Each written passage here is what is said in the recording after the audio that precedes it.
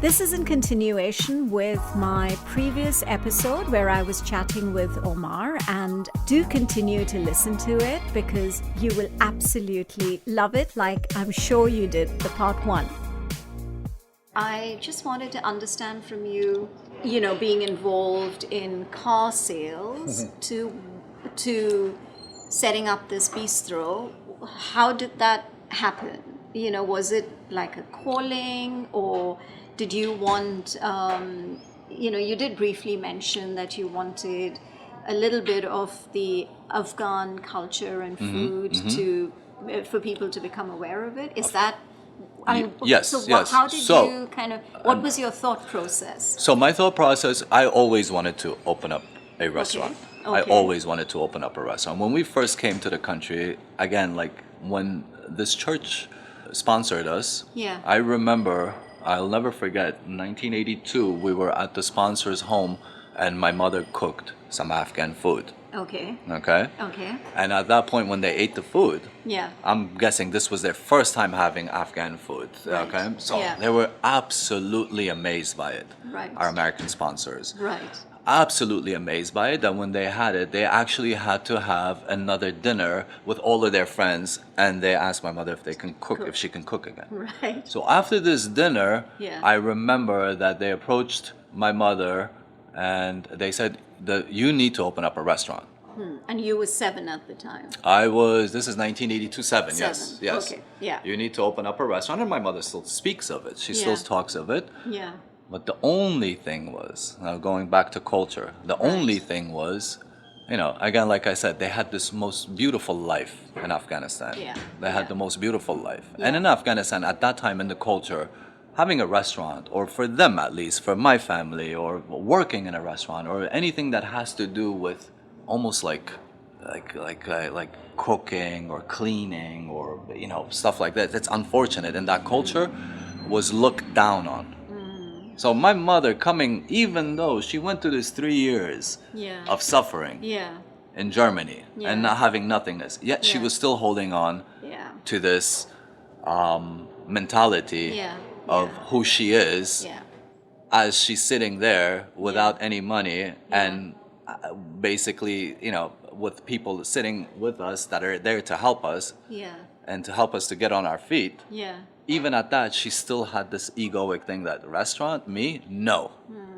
Well, I would never do that. So I realized with all of this stuff, as growing up, the pressures that my father and my mother would put on me with school. I mean, they Right. expected us to get scholarships. Right. There was nothing below that. Right. Why? Because they didn't have the money to put us to school. And they wanted you to go to the best schools. And there was so Yeah. much pressure on us, it was insanely ridiculous. Yeah. All right? They had to hold on to that identity. Yeah. You had a couple more families that were here, and everybody was playing that game. Yeah. The reality was they were suffering worse than us, right? But everybody was putting this facade that, we're still in Afghanistan, I'm from this family, I'm from this, and I'm this, my son is this, my son. The reality was everyone was hurting. Everybody was hurting. So that was in the past, but they were not able to, move forward because they were still kind of reliving the past, knowing that the reality was very different. Of course, they Yeah, couldn't yeah, accept it. yeah. They were in denial. Yeah. They were absolutely in denial. Yeah. So So then you decided to, so you went through college and all of So no, I didn't go through college. Oh, okay. And then the restaurant you were asking about how that Yeah. came about is, when I got How and why are the two questions. so here. Yeah. one of the two main reasons on why was, number one was, after this whole thing with September 11th and what have you and so forth happened, it was a lot of images of Afghanistan on the TV, Right, and you would right, hear yeah. a lot about it on the radio, and people, so people didn't understand what was going on. They just saw it as a country that's a terrorist country. They didn't Yeah. even, not really yeah. not knowing what's going on, thinking it's a Middle Eastern country. It's not even a Middle Eastern Yeah. country. So all of this kind of stuff. And what we saw in the images was not us. All the images were showing a bunch of people, doing crazy things, holding rocket-propelled grenades, and all of that kind of stuff. So one of the main reasons was to expose the culture. Afghanistan's, culture, like I was saying before, that even though it changes during time and what have you, but there Yeah. is an underlining honor Right. underneath all of that Right. doesn't change. Yeah. That's Yeah. one thing that I know, Yeah. okay, with the culture. So which is age old, I guess. Yes, this Yeah. is something Yeah. that I think all of the, no matter how much the culture changes, no matter which laws or which rules or whatever Yeah. families change, I think this is also the seed of it. It Yeah. all comes from this honor, Yeah. integrity. And I don't know why. I don't know why honor is such a big deal over there. So I guess maybe it was that little seed that I have in me as well too, Right.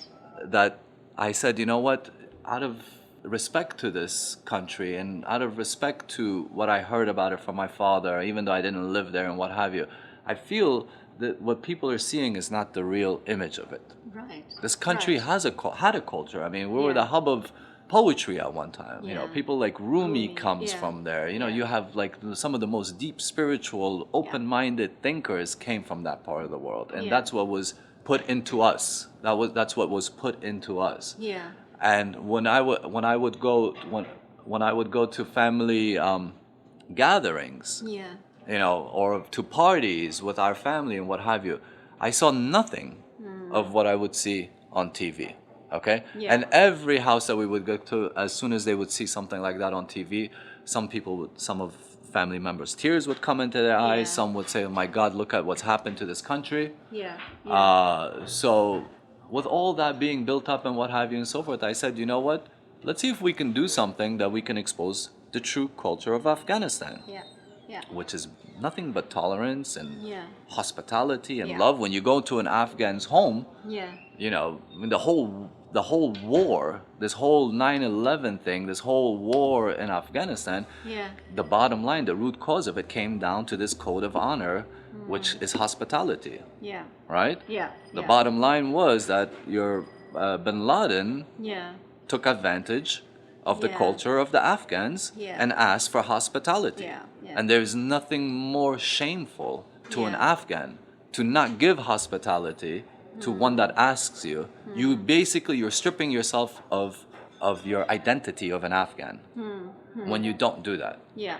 Yeah. So you have a leader of a country that's tied down Yeah. to his culture Yeah. and has to do what he has to do. Yeah. And on the other angle, you have a person that's taken advantage of the situation. So you have the Afghans that are caught in between a rock and a hard place. Yeah. And ultimately, they're going to make a decision that's based on their honor and integrity or Yeah. whatever the case is, Yeah. not Yeah. knowing that someone is using taking Yeah. advantage of Yeah. the situation. Yeah. Yeah. So just because of honor and integrity Yeah. and the code of conduct of the Afghan when it Yeah. comes to hospitality, we Yeah. destroyed our whole country. We destroyed the whole, I mean, probably thousands of people died just because of that. So was there any Afghans that plotted to do that? No. Was there any Afghans on the plane? No. Do Afghans speak Arabic? No, they don't. All we just did was do what our honor and our culture, what our great-great-great-great-grandfathers instilled in us Yeah. Yeah. to do the right thing. Yeah. Now, we did the right thing for the wrong reason, I guess, Yeah. without even knowing about it. Yeah. So sometimes, you know, stuff like that gets, you know, if I've been in that situation, I would have not. I would have said, listen, forget about the hospital, forget about this. Yeah. This has nothing to do with my culture. Yeah, I guess you do. The right- You know what's right and what's not. Exactly. But I guess people there still had not evolved and were not. Exactly. You know, they were still kind of holding on to that Exactly. honor and hospitality. Right. So Right. yeah. So you then decided to. So we decided to say, okay, this is happening, and then on the other angle, when when I was working in the car business, Yeah. close to 18 years of my life in the car business, I would wake up every morning to go to work. There was nobody home. The kids Right. were in school. Yeah. My wife had gone to drop them off or what have you and so forth. And then when I would come home, Yeah. everyone was sleeping. Yeah. So, decision was not a financial decision. That's one thing for sure. The money I was doing in the car business was great. Right. Was great. As a matter of fact, less headache, not much, potentially even better money than over here. Yeah. Do you know? Yeah. But that main decision came from me getting fed up with asking, okay, is this life? And how much longer am I going to do this? Yeah. So in that decision, we said, let's go ahead and take a risk. We had a little property, Yeah. my wife and I, that Yeah. the value went up on it a little bit, and we sold it. Okay. And there was a little bit money left from that, Yeah. which gave us the opportunity to open up our first business. Nice. And that's all she wrote pretty much from Nice. that point on. So, and so you were very clear that you wanted it to be a bistro. Yes. Okay. I wanted, And yes. So you wanted to, in your, that's my understanding, that in your little way, you wanted to create awareness of what the Afghan, the food is and the flavors are and the culture is, so that people don't just imagine Afghanistan to be what the media shows it, Exactly. right? Exactly. Yes. Okay. So that's Exactly. that's really what was the basis of it. The basis of that, and Yeah. the bistro, the other thing with the bistro was the fact that, listen, we've been in this country since 1982, and very rarely we had gone to a restaurant, an Afghan restaurant, that served anything more So than there just are, kebabs. There are Afghan restaurants in DC. Oh yes, yes, Okay. yes, there are. But you know what? What's happened with Afghan food is, we felt that most people, they were bringing Afghan food. All they were doing was bringing the street food of Kabul to the table, which are kebabs. Right.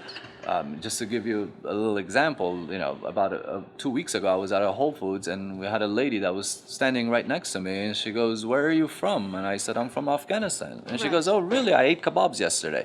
I said, "Okay, well, good for you." That's good for you. I haven't ate kebabs in like 3 weeks now. So, so we felt that, the only thing that the Afghans were bringing to the table were just the street food of Kabul.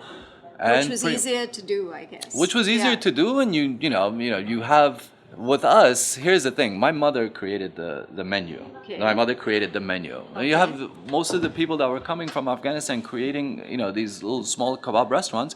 The bottom line was to make some money and to Yeah. have a living. Yeah. So you have a young kid that's 22, 23 years old that's coming here into this country, maybe in 92, 93, 94, 1994, 95, whatever Yeah. the case is, Yeah. and has no clue of what a korma is, or what a salan is, or what a lawan is, or what a qabli is, or what a mughali is, but does know how to grill something, Yeah. and does need to make a living for himself. Right. So, Yeah. and I understand that, they're Yeah. doing it for that. And it's Yeah. great. Kebabs are great. But Yeah. I just want to let everyone know that we don't eat kebabs as soon as we wake up in the morning, and then lunch, and then a snack, pop in a kebab. No, we don't. I mean, we don't eat kebabs like that. For me, kebabs were like maybe once a month if you're having a picnic or a barbecue. That's when Yeah. you do it. Yeah. Yeah. But if yeah. you're coming to the house, the gourmet end dishes, you have your stews that have, history of 300 years, 350 years, dishes that, that are like, got so much history to it. The layers and layers of flavors, and we're like, how come nobody has brought this to the table yet? Yeah. Yeah. Yeah. Okay? Yeah. And the other good news was that my mother had these amazing recipes. Amazing recipes. So, when we opened up, when we looked at the menu and everything like that, and when we opened up this restaurant, Yeah. I wanted to bring the culture of Afghanistan, and to, the culture of Afghanistan, in my opinion, is you have the underlining, no matter how much it changes as year to year, but the bottom line is that the Afghan is a warrior poet, okay? And Right. on one angle, they're out there for their honor to defend themselves, and no matter what, they'll fight to the death. Right. Right. And then on the other angle, they'll write beautiful poetry Right. by looking at a pigeon Yeah. as they're sitting in their garden. Yeah. So that what? romantic. It's almost Yeah. a romantic, Yeah. yes, which it's gonna come off as a person having dual identity, but that's just the way it is. Hmm. I would see it like that. My mother, when she would get angry, it was the wrath of God, Yeah. But when she would give love, it Yeah. was greater than the love of any angel that can Yeah. give. Yeah. Yeah. So Yeah. very passionate people, Yeah. very passionate people. Yeah.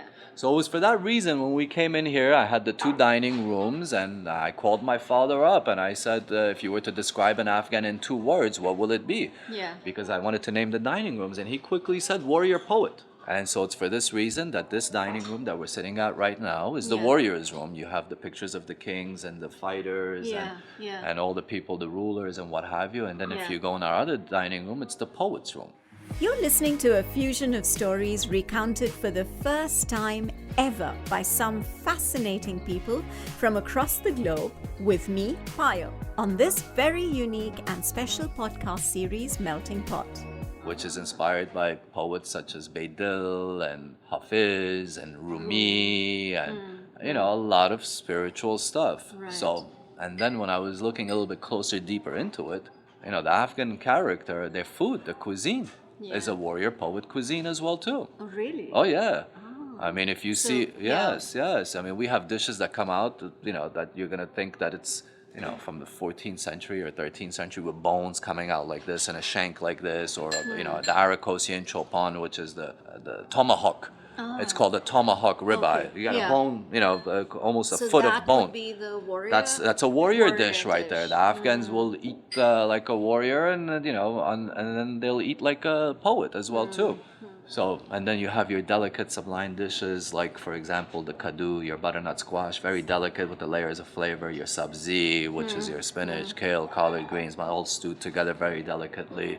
And you have your dumplings, the delicate dumplings that are just steamed to perfection. And you have, a lot of dishes that have these masalas that in Afghan culture we look at it as spiritual food. We call it actually. Are you familiar with the term garam masala? Yep, of course. Okay. Coming from India. Yeah, Yes. that's a very, So garam is a Farsi word.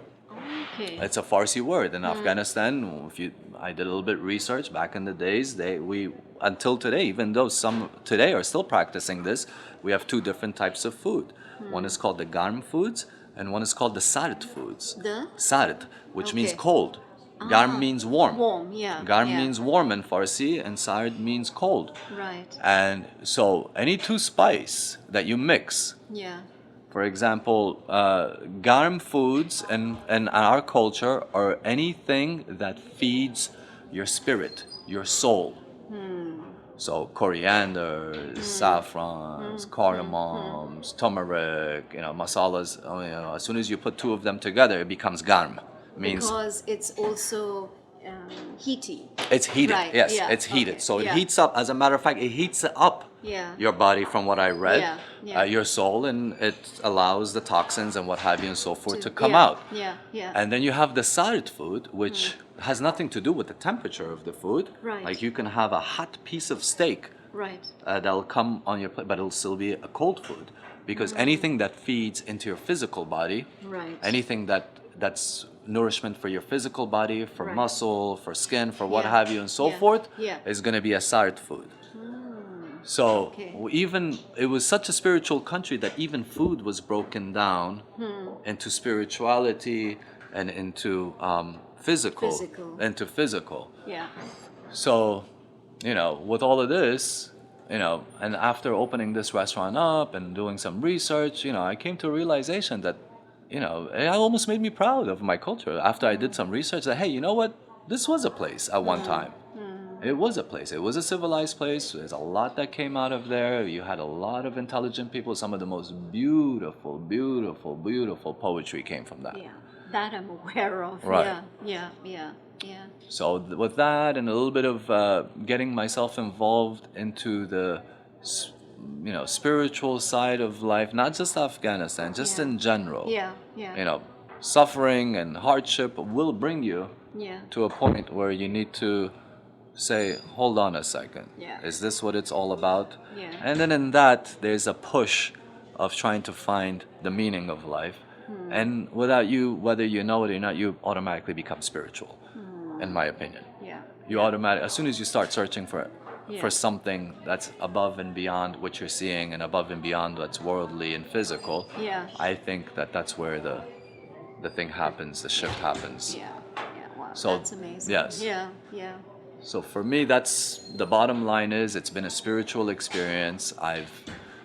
Since we opened up our first restaurant 4 years ago. How many do you have? Well, with this one, it's going to be our third location. Third location. Location, Okay. yes. Okay. But I can tell you one thing, and your listeners may laugh at this, or you may think it's something funny, but I think that everything that we went through, had I not practiced submission and surrender to what is, to what's being thrown at me, okay, I do not know where I would be. So I've started practicing, I guess, in my own religion. There's the religion of surrender and submission. And if you really look at it, Islam in itself, the word itself means surrender. Right. Yep. Yep. And a Muslim, Yeah. the true meaning of it means one who submits. Yeah. And I've read in so many different places, and in the Sufi books and what have you and so forth, that the true message of Islam is not a religion. It was a technique that the Prophet came and he said, listen, I want to teach you guys how to do Islam, how to submit yourself, how to surrender yourself. Right. It was a technique. Right. And whoever does it is a Muslim. Right. Meaning that you could be a Christian, a Jew, a Hindu, or this and that. But if at that moment, if you're practicing this technique, Yeah. you have become a submissive soul. Right. You have become one who has submitted. You have Right. become a Christian that has submitted. Right. Right. You have become a Hindu that has submitted. Right. Which means you're doing the practice of Islam. Which means you're a Christian that's doing a Muslim act. So it's not a religion in the Sufi culture. It's a way of life. It's a technique to keep you at peace. Right. Islam on one angle comes from the word salam, Right. which means peace. Right. And then on the other angle, it comes from the word taslim, Right. which means surrender, Right. right? Right. So a Muslim is going to be one who submits himself Right. to arrive at that state of peace, the salam, Right. through surrendering. Right. So to me, Islam is not a physical thing. It's a state of consciousness that everyone needs to arrive at one point in their life, Right. which is the state of peace, Right. acceptance, Right. and love. Yeah. It's a state of consciousness. Yeah. I feel that it's become more of a ritual and traditional thing, as far as you need to not do this and you need to pray like this, or these things came afterwards. I personally truly do believe that anybody can be a Muslim. Right. Anyone who submits themselves at any given moment, at any given second, at any given time of the day, Right. you become a Muslim, which has nothing to do with your religion. Right. It means you have become a surrendered soul, Right. Right. one who submits. That's Right. the true meaning of Muslim. Right. And the word was there before the Prophet Muhammad, peace be upon him, came. The word was there as an Arabic word that always existed. And the word Islam was always there as well too. It's not like Muhammad came and said, I'm bringing a new word, I'm bringing a new religion, And the Sufi books, it says, he came and he said, everybody, we all need to start practicing Islam, Right. which is submission. Submission. So he basically came and said, we need to practice submission. Right. And the ones who practice it are going to be the ones, they were going to be called Muslims, ones who submit, Right. period. Right. The thing with religion and conversion and this and that and doing this with the years, these things came afterwards. He himself was a Sufi, Muhammad. He would go into before even the message of Islam came to him, he would go into a mountain and meditate inside I'm not sure if you know the story of it, and he would ask, what is going on? Why am I here? He wanted to find out the meaning of life. He would see things that didn't make sense to him. They would come and they would, the Arabs would bury the first daughter that was born. They would do injustice to women. So it didn't make sense to him. And with all those questioning, he would go and try to find out until he saw that, hey, hold on a second. These people are doing crazy things. You shouldn't do that. One needs to learn submission, and that's it. And that's where it came from. Now, what it's become, that's a different story. I don't know. I think we want to go into that. No. Yeah, So yeah. that helped me out a lot, to be Okay. honest with you. Which For me is- to yeah. trying to hold on to a little bit of my past, Yeah, but yeah. finding what Ways area to- of it yeah. works for me. Yeah. Yeah. Yeah. Okay, that works for me. Yeah. And you know what? It's worked for me. Ever since I started practicing, I don't let myself get angry anymore. So that I try to stay away from resistance. Yeah. Because how could you have resistance if you're practicing submission? Yeah. right? Yeah, So yeah, totally. yeah, Yeah, so what I try to do is at every table that I'm here with, yeah, I have that in the back of my head, that life is absolutely beautiful. yeah. Everything is wonderful. Yeah. More than And I enough. think that also reflects in, I mean, I haven't been to your other locations, but I think it reflects, I've only been to this one. Uh-huh. And I think it reflects in when you're here, when you're having a meal, you know, the way your staff, it's very holistic, I feel. Really? Yeah. Well, thank you. They're great people. Yeah. And they're also very, and it probably comes from the source, which is you know, because you influence, and you know, which is what makes it a beautiful experience. Well, thank you. To be, I mean, this is my third trip to DC, and I've already been to your restaurant twice in 2 Wow. months. You know, Wow. I mean, I happen to be here like Wow. in August, That and means I'm a lot. here now. Yeah, That means a lot to us. Thank you. And so yeah, so I mean, I'm hoping that through this episode, I'm able to, you know, because obviously the reach will be a lot wider. I don't know who in the world is going to be listening to this episode, Right. And it's just it's just going to be a takeaway for people. You Right. know? Well- And so I'm really, really, you know, appreciative of the fact that you talked and you chatted and Thank you. and- I'm appreciative for you taking the time and coming here. I mean, this is, this is another thing, you know, for me, just surrendering myself coming in here, and then I have a wonderful person like you that wants to, you know, Thank so you. well, it can't get any better. Yeah. That's all I'm trying to get at. Yeah, Now I yeah. could sit here and be complaining about I don't have any problems to me. And in the meetings that you were talking, and as you were talking about the staff and what have you, Yeah. the staff here is absolutely wonderful. Yeah. Every single one of them. Yeah, When we yeah. have our meetings, you know, Yeah. most restaurants, I don't know, but from what I hear, you know, they'll sit down and they'll talk about numbers and percentages and sales and what have you. Yeah. We don't. So it's we a don't. family. It's it feels like a absolutely family. We're Yeah. trying to create that environment. The Yeah. staff feels, most of our meetings are very spiritual. We're just trying to find the meaning of life, all of us together. Yeah. So I don't, you know, for us, I feel that in order for me to find the meaning of life, it's harder one person. But if you could put a whole group of people and bring Yeah. them on the same page and Yeah. put some stuff out there, Yeah. you can, you know, you can achieve that much faster. Yeah. Every single employee that we have here, I don't even look at them as employees. Employees, I yeah. always tell them, when you're leaving home, Yeah. remember you're coming to your second Yeah. home. Yeah. Yeah. I want you to be confused Yeah. when you come here for you to think, hold on, did I come to work or did I come home? Yeah. Yeah. You know? Yeah. So we don't, you know, the other thing, when we have our meetings, we speak nothing about spirituality, or sometimes we'll speak about a situation, an angry situation, an angry guest, Yeah. or a happy guest, or why were they happy, or Yeah. why they weren't Yeah. happy. Yeah. So it's stuff like that, you know. We don't refer to our guests as customers here. Every time we bring a new employee in here, the first Yeah. thing we have to do is get the word customer out of them. To me, in my opinion, a customer is someone who comes into your place and does a business transaction. Yeah. You know, Or a guest is shops. someone, Yeah. yes, Yeah. a guest Yeah. is someone that comes to your house. Yeah. So we refer to our guests as guests. Yeah. There is nothing here. We don't talk about transactions. We speak nothing of money. Yeah. I believe that as long as you're bringing that beauty to the table, Yeah. that love, that acceptance, that tolerance, And people coming back. and coming you know, back, yes. And also feeling at home and comfortable and enjoying the food and enjoying the experience. I think that really in itself is incredible, you know. So And we love it when Yeah. we see our guests coming back. And, Yeah. you know, I firmly believe that moment, at every single moment that you're working or you're with the guest, don't worry about anything. Just make sure that the hospitality was given, the love was given, Yeah. the kindness was given, a Yeah. piece of yourself was given to them, okay?